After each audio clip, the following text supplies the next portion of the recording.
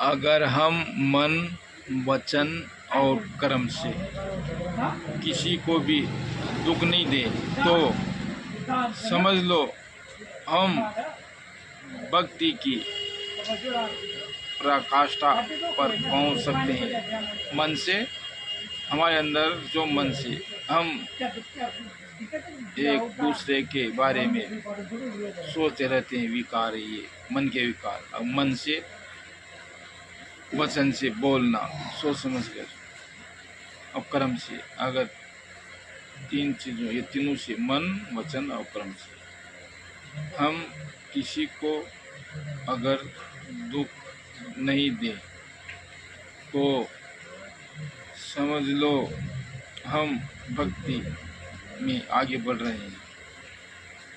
तो हमें प्रयास करना चाहिए रोजाना कि हमारे मन से किसी को भी दुख नहीं होने देना चाहिए। मन से, मन का मतलब हमारे मन में, मन से किसी को दुख देना, मन से, कर्म से और वचन से, तीनों चीज़ों का हमें पालन करें। तीनों चीज़ों का, मन, वचन, कर्म, तीनों चीज़ों का अगर हम पालन कर लें तो हम एक बहुत बड़ी ऊंचाई पर पहुंच सकते हैं। यानी हम जिस ऊंचाई पे पहुंच सकते हैं उनका आप अनुमान नहीं लगा सकते।